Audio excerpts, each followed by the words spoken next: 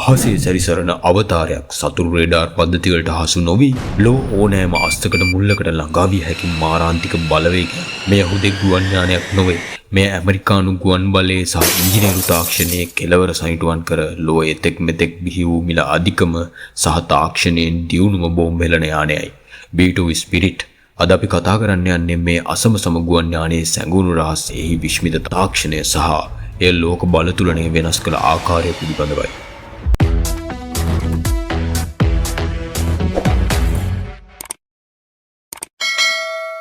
B2 යානයේ කතාව ආරම්භ වෙන්නේ 1970 දශකයේ අගභාගයේ සීතල යුද්ධයේ උච්චතම අවස්ථාව පැමිණි කාලේ සෝවියට් සංගමයේ සතුව පැවති අතිශය දියුණු සහ ඝන ගුවන් ආරක්ෂක පද්ධති පසු කර ඔවුන්ගේ භූමියට ඇතුල් වී න්‍යෂ්ටික හෝ සාම්ප්‍රදායික ප්‍රහාරයක් එල්ල කිරීම ඇමරිකාවට විශාල අභියෝගයක් වුණා.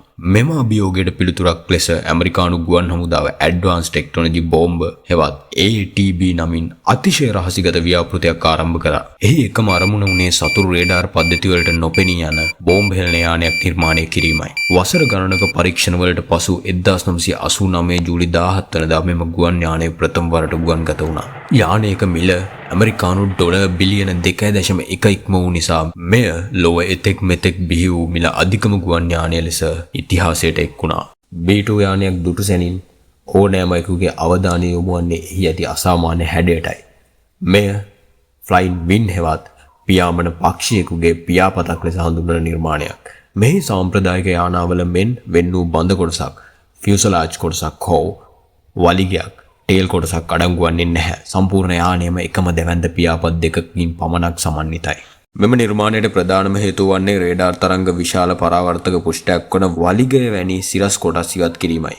නමුත් වලිගයක් නොමැති යානයක් පාලනය කිරීම අතිශය දුෂ්කර කාර්යයක්. B2 යානය සහජයෙන්ම ඇරෝඩයිනමිකලි අන්ස්ටේබල් යානයක්. ඒ කියන්නේ වායුගතිකව අස්ථායි. එය පාලනය කරන්නේ ෆ්ලයින් බයි වයර් නම් අති නවීන පරිගණක පද්ධතියකි. තප්පර කිහිපයකට වතාවක් යානයේ පාලන පෘෂ්ඨය control surfaces සියුම්ව වෙනස් කරමින් යානයේ ස්ථායීතාවය පවත්වා ගන්නවා. සරලව කිව්වොත් B2 යානය පියාසර කරන්නේ මිනිසෙකුට වඩා පරිගණකයක් විසින්. B2 යානයේ වැදගත්ම ලක්ෂණය තමයි රහසේ පියාසර කිරීමේ හැකියාව. මෙය වැදගත් කරුණු කිහිපයක එකතුවක්. පළමුවෙන් හැඩය. යානයේ ඇති සියලුම වක්‍ර සහ කෝණ නිර්මාණය කර තිබෙන්නේ පැමිණෙන රේඩාර් තරංග ඒවායේ ප්‍රභවයට ආපසු පරාවර්තනය නොකර වෙනත් දිශාවල් වලට විසිරවා හැරීමටයි. මේ නිසා රේඩාර් තිරයක B2 යානයේ දිස්වෙන්නේ කිරිල්ලියෙකුගේ හෝ ගෝල්ෆ් බෝල් එක තරම් කුඩා වස්තුවක් ලෙසයි. මෙය හඳුන්වන්නේ රේඩාර් ක්‍රොස් සෙක්ෂන් හෙවත් RCS අඩු කිරීම ලෙසයි. දෙවැන්න රේඩාර් තරංග උරා ගන්නා ද්‍රව්‍ය. B2 යානයේ මතුපිට පෘෂ්ඨයේ ආලේප කර ඇත්තේ රේඩාර් තාක්ෂණය උරාගෙන එය තාපය බවට පත් කරන විශේෂිත සංයුතයකින් යුත් කාබන් ද්‍රව්‍යයක්.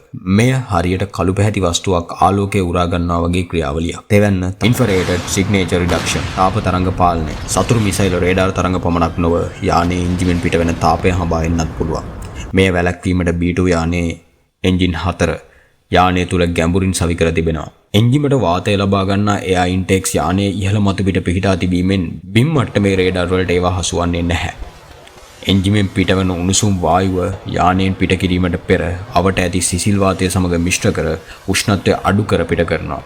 මේ නිසා හීට් සීකින් මිසයිල්ස් හෙවත් තාපය හඹා එන මිසයිල් වලට යානය හඳුනා ගැනීම ඉතාමත් අපහසුයි. මීට අමතරව යානය ගමන් කරන විට අහසේ ඇතිවන දුම්බලා ඇතිවීම වළක්වන පද්ධතියක්ද මෙහි තිබෙනවා. මේ සියලු තාක්ෂණයන් එකතු වූ පසු B2 යානය සැබෑ අහසේ අවතාරයක් බවට පත් වෙනවා. එහි ඇති රහසේ ගමන් කිරීමේ හැකියාව මෙන්ම B2 යානයේ ප්‍රහාරක හැකියාවද අතිමහත්. යානයට රාත්තල් 40000ක් එහෙමත් නැත්නම් කිලෝග්‍රෑම් 18000ක පමණ බෝම්බ සහ මිසයිල් රැගෙන යාමේ හැකියාව පවතිනවා. මේවා GPS තාක්ෂණයෙන් ඉලක්ක කරා යන JDAM බෝම්බ. පොළොව යට පිහිටි බංකර් විනාශ කර හැකි බංකර් බස්ටර් බෝම්බ මෙන්ම B61 සහ B83 වැනි න්‍යෂ්ටික බෝම්බද ඇතුළත්. එක ඉන්ධන පිරවීමකින් කිලෝමීටර් 11000කට වඩා වැඩි දුරක් නොනවත්වා පියාසර කිරීමේ හැකියාව B2 යානයට පවතිනවා. air to air refueling හෙවත් ගුවනේදී ඉන්ධන පිරවීම මගින් මෙම පරාසය තවදුරටත් වැඩි කරගන්න පුළුවන්. මෙහි අර්ථය ඇමරිකාවේ මිසුරිහි පිහිටි තම කඳවුරේ සිට ගුවන්ගත වී ලෝකයේ අනෙක් කෙළවරේ ඇති ඉලක්කයකට පහර දී නැවත පැමිණීමේ හැකියාව.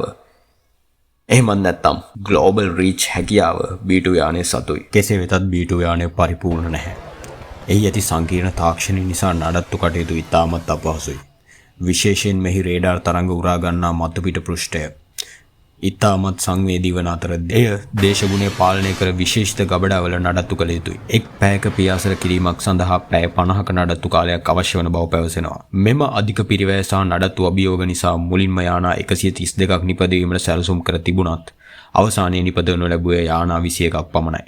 දැන් B2 යානයේ තාක්ෂණය මත පදනම්ව ඊටත් වඩා දියුණු නඩත්තුවට පහසු සහ වියදම අඩු B21 රයිඩර් නම් නව පරම්පරාවේ බෝම්බ හෙළන යානයක් නිර්මාණය කරමින් පවතිනවා.